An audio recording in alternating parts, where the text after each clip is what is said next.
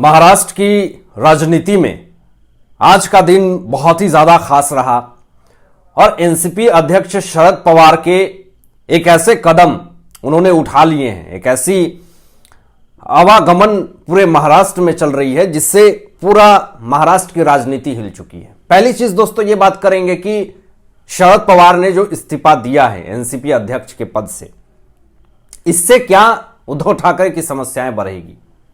आखिर इसी वक्त क्यों, ध्यान दीजिएगा, आखिर इसी वक्त क्यों शरद पवार ने इस्तीफा दिया। माहौल को समझने की कोशिश करेंगे, राजनीति मायने समझने की कोशिश करेंगे कि आखिर इन सब चीजों के पीछे का राजनीति माहौल क्या है, राजनीति गर्मा गर्म क्या है। पूरी आपको एक एक क्रोनोलॉजी समझाएंगे कि इसके पीछे शरद पवार का कोई मास्टरमाइंड दिमाग तो नहीं है। दोस्तों आपको याद होगा कि शरद पवार को संकट मोचन कहते हैं। वो संकट मोचन है, हर चीज के बारे में उनको पता होता है कि कौन सा गेम कब खेलना है। जब आपको याद होगा कि किसी भी तरह का पार्टी में फूट पड़ती है या फिर किसी में झगड़ा झड़प होता है या किसी में मारपीट होती है या फिर सरकार गिर गई है, तो सबसे पहले किसकी खोज होती है? शरद पवार की। 15 साल मायने रखते हैं साहब, 15 साल कांग्रेस और एनसीपी मिलकर के महाराष्ट्र में राज किया है। तो आप सोच सकते हैं कि इतनी आसानी से शरद पवार इस्तीफा दे देंगे। इस्तीफा तो दिया, लेकिन इसके पीछे के क्रोनोलॉजी को समझिएगा, वो आपको समझ में नहीं आएगा कि इसके पीछे का सच में मास्टरमाइंड क्या है। और इसके पीछे एक और बड़ा कारण हो सकता है, उद्धव ठाकरे पूरी तरीके से बर्बाद हो चुके हैं। अब यह मैं क्यों कह रहा हूं, इसके पीछे का भी खुलासा करेंगे।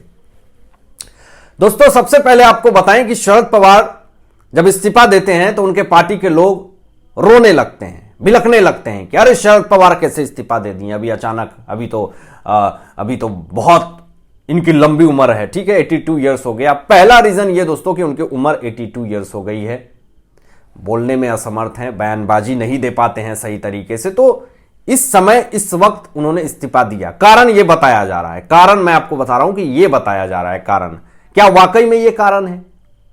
लेकिन शरद पवार यह भी कह रहे हैं कि मैं पूरी तरीके से इस्तीफा नहीं दिया हूं, जहां जरूरत पड़ेगी जनता मुझे बुलाएगी मैं जाऊंगा, जरूरत पड़ेगी मैं आऊंगा, तमाम चीजें वो करेंगे, सबसे मिलेंगे, जो कुछ भी जरूरत चीजें होती हैं वो करेंगे। दोस्तों यहां पे आप चीज को समझिएगा यहां पे कि चलो इस्तीफा तो दे दिया, लेकिन अजीत पवार को क्या मुख्यमंत्री बनने का पूरा जो है वो उमंग चढ़ा हुआ है? क्या अजीत पवार मुख्यमंत्री बनने की होड़ में लगे हुए हैं? एक माहौल को समझने की कोशिश करेंगे कि अभी महाराष्ट्र में कभी भी सत्ता पलट सकती है, ऐसी हवा चल रही है। सुप्रिया सुले ने भी कुछ दिन पहले कहा था कि 15 दिन के अंदर कोई बड़ा विस्फोट होगा, 2 बड़ा विस्फोट होगा। एक तो शरद पवार ने इस्तीफा दे दिया, दूसरा विस्फोट यह हो सकता है कि अजीत पवार मुख्यमंत्री बन जाए। अभी इस पर कोई आधिकारिक बयान नहीं आया है, लेकिन ऐसा हो सकता है। लेकिन दोस्तों यहां पर बात क्लियर है, यहां पर अजीत पवार ने यह बात कही कि मैं 100% मुख्यमंत्री बनना चाहता हूं। क्यों? क्योंकि सुप्रीम कोर्ट से एकनाथ शिंदे के विधायक पे फैसला आने वाला है। अगर सुप्रीम कोर्ट ने 16 विधायक को एकनाथ शिंदे के अमान्य कर दिया, सदस्यता रद्द कर दी, तो ऐसे ही एकनाथ शिंदे मुख्यमंत्री से हट जाएंगे। अब कुछ दिन पहले खुलासा हुआ था कि अजीत पवार के पास 40 विधायक हैं। अब 40 विधायक की टोली लेकर के सीधा वो बीजेपी से गठबंधन करेंगे और अपने आप को कहेंगे भैया मैं तो मुख्यमंत्री बनना चाहता हूं। तो ये क्रोनोलॉजी है, इस क्रोनोलॉजी को समझिए। शरद पवार ने इस्तीफा दिया, इसके पीछे का रीजन यह है कि वो चाहते हैं कि अजीत पवार मुख्यमंत्री बने महाराष्ट्र का, लेकिन वो पूरी तरीके से इस्तीफा नहीं दिए हैं, जहां जरूरत पड़ेगी वो जाएंगे। मतलब सोच लीजिए, अजीत पवार भतीजे हैं शरद पवार के और सुप्रिया सुले बेटी हैं, तो बेटी को वो पद ना देकर के भतीजे को दे रहे हैं। आखिर रीजन क्या है? बहुत सारे सवाल दोस्तों खड़े हो रहे हैं। अब यहां पे मैं क्यों कह रहा हूं कि शरद पवार के इस्तीफा से उद्धव ठाकरे की मुश्किलें बढ़ेंगी। दोस्तों आपको पता होगा कि महाविकास आघाड़ी सरकार महाराष्ट्र में काम कर रही थी और जिसमें एनसीपी, कांग्रेस, उद्धव की शिवसेना, ये तीनों लोग मिलकर के काम कर रहे थे। अब यहां पे एनसीपी से अध्यक्ष से जो है इस्तीफा दे दिया, शरद पवार ने इस्तीफा दे दिया। एक तरह से एनसीपी टूट गई, अलग हो गई। तो अब तो ऐसे भी उद्धव ठाकरे एक अलग पार्टी बना करके एक अलग पार्टी से गठबंधन करके बैठे हुए हैं। कांग्रेस मिलना नहीं चाहती है शिवसेना से उद्धव की, एनसीपी अलग हो गई है। तो कहीं ना कहीं उद्धव ठाकरे अकेले हो गए। अब एनसीपी जो है वो उठ करके क्या बीजेपी से मिल लेगी? अब जब अकेला पड़ गई है उद्धव, तो इनके ऊपर भी शिकंजा कस सकता है, कानून का भी और राजनीतिक भी। मतलब कहा जाए तो चारों तरफ से उद्धव ठाकरे की ही समस्याएं बढ़ी हैं। शरद पवार तो आधिकारिक रूप से इस्तीफा उन्होंने दे दिया। यह महाराष्ट्र की राजनीति के लिए बहुत बड़ी खबर है दोस्तों, बहुत बड़ी और ब्रेकिंग खबर है।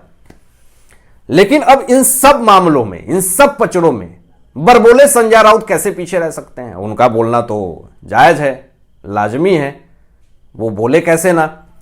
तो दोस्तों यहां पे क्या हुआ मामला कि कुछ दिन पहले संजय राउत ये बोल रहे थे कि एनसीपी के सबसे कट्टर अजीत पवार हैं, वो कभी नहीं छोड़ सकते हैं।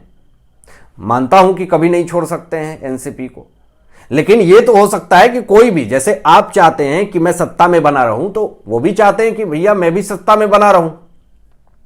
उनको दोस्तों बहुत पहले से यह मन था कि मैं मुख्यमंत्री बनूं, लेकिन उद्धव ठाकरे उनको जगह नहीं दे रहे थे। उनको तो अपने बेटे को मुख्यमंत्री बनाना था, लेकिन वो भी ना बन सकें और खुद भी ना रहें।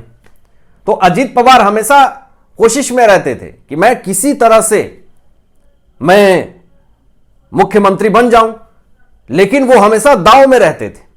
लेकिन इसके पीछे की कहानी यही है दोस्तों, ये साफ पता चल रहा है कि अजीत पवार को मुख्यमंत्री बनाने का क्या पूरा प्लान है शरद पवार का, क्योंकि ये इतनी आसानी से इस्तीफा तो देने वाले थे नहीं, और कहीं ना कहीं इस्तीफा दिया है इन्होंने। तो इसके पीछे का बहुत बड़ा मास्टरमाइंड, बहुत बड़ा मास्टर गेम है। कोई गेम कभी भी किसी भी वक्त खेला जा सकता है। महाराष्ट्र में कभी भी तख्ता पलट सकता है, राजनीति उठापटक हो सकती है, मुख्यमंत्री बदल सकता है। ऐसे भी देवेंद्र फडणवीस जी कर्नाटक के दौरे पे हैं, मोर्चे पे हैं। जो महाराष्ट्र के भी मुख्यमंत्री एकनाथ शिंदे जी 2-3 दिन से मुंबई में नहीं है। कयास लगाए जा रहे हैं कि सुप्रीम कोर्ट के फैसला का इंतजार किया जा रहा है। अंदर ही अंदर प्रेस कॉन्फ्रेंस चल रही है, मीटिंग चल रही है, कुछ भी बड़ा मामला हो सकता है। तो तमाम सवाल खड़े हो रहे हैं और लोगों की नजरें हैं कि क्या महाराष्ट्र में कुछ बड़ा घमासान होने वाला है, कुछ बड़ी खबर आने वाली है। क्या रातों रात फिर से महाराष्ट्र में मुख्यमंत्री बदलने वाले हैं? जैसे पिछले बार आपने देखा कि कैसे 40 विधायक बगावत कर गए और रातों रात मुख्यमंत्री ही बदल गया, और रातों रात मुख्यमंत्री को लाइव आकर के इस्तीफा देना पड़ा। धन्यवाद।